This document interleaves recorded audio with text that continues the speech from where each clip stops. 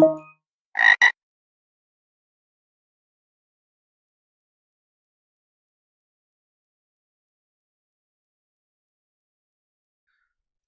right, everybody, this is a guided walkthrough for the Bytemancy 1 challenge from picoCTF, now known as Cylab Academy.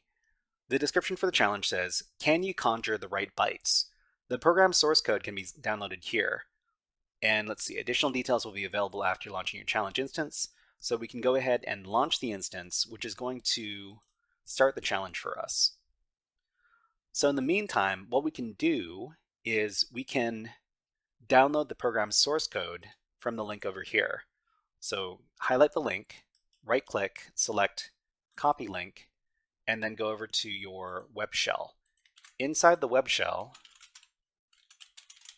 what we're going to do is we're going to create a directory where we can store our challenge files. So we're going to make a directory called byte1, and then we will enter that directory. So from here, what we're going to do is we're going to download the script file. We type in wget space and then paste in the file address. So right click, select paste, and then hit enter to download the file. Okay? So after that, we'll have the app.py file in our directory here.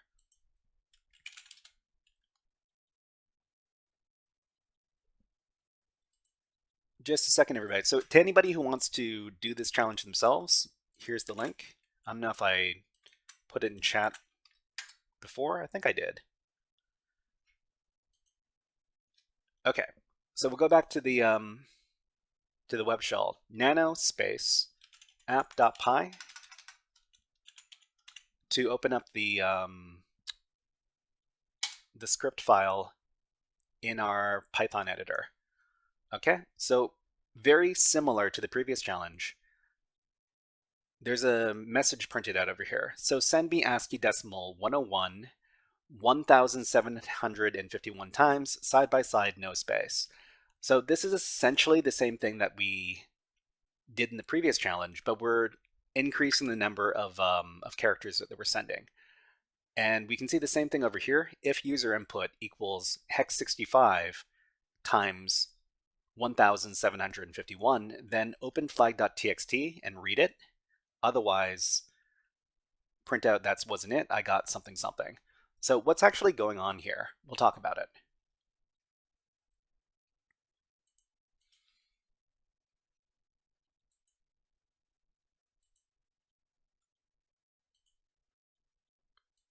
Okay, so this is picoCTF 2026 Bytemancy 1. So in this challenge, like the previous one in this series, they want us to conjure the right bytes. But what does this mean? They're looking for just a lot of characters. So doing it manually is going to be a big pain in the butt, but well, we can use Python to print these characters out for us as well. So we're given a Python script to inspect, and we say that we need to give the same character that we gave for the previous challenge, ASCII decimal 101, which is the lowercase e, but we need to give it 1,751 times. So the key part of the script is that if we send specific bytes as user input, the flag.txt file contents will be read to us. So it's hex 65, yeah, a bunch of times. So like the previous challenge, we need to send a certain byte, which is the same byte as the previous challenge, but repeated 1,751 times. So hexadecimal numbers can be encoded into ASCII characters, and the character associated with hexadecimal 65 is the letter E. So they're asking for hexadecimal 65, decimal 101, that's the lowercase e. So to send the exact number of characters, we can use a Python command. So I'll teach you the Python command right about now. So if we go over to our web shell, and what we're going to do is we're just going to exit out of here. So Control X to exit. What we're going to do is we're going to use Python to create that large number of E's. So python.c is going to run a Python command. So the Python command we're going to run is the print command. So print, well, we can actually do the same thing that that they did in the scripts. So \x65, that's the letter E. Or we can actually specify the letter E over here as well, because either one of these things is going to get us our letter E. So if we print E, that results in, well, the letter E being printed out. But we can also print out /x65, and that produces the same expected character after line continuation character.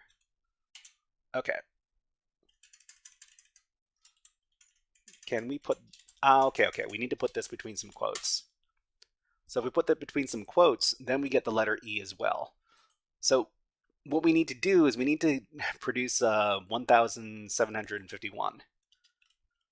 Okay, so we'll give the same Python command, but we're going to multiply it by 1751. So this is the command right here, Python C, which does a Python command.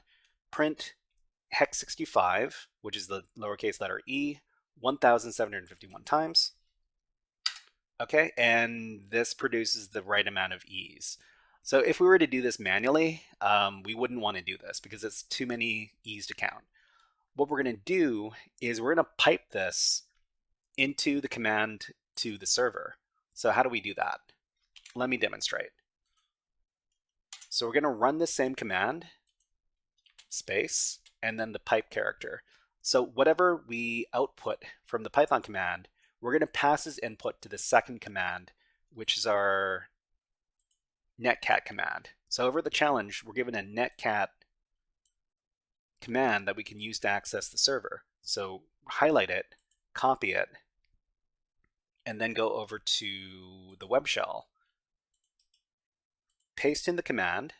So what we have here is a Python print command that prints out many letters E, and then we pipe it into a netcat command that actually accesses the server.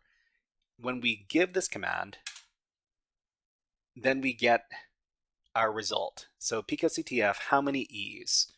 So to finish the challenge, we're just going to copy all this. We're going to go back to the challenge description, and then we're going to submit the flag down here. So picoCTF, how many E's? Click on submit flag, and then you're finished. Okay, everybody, that was a guided walkthrough for the Bytemancy 1 challenge from picoCTF, now known as Cylab Academy. If you enjoyed this guided walkthrough, please click on the like and subscribe buttons in the video and leave a comment underneath the video. But until next time, HackerFrogs out.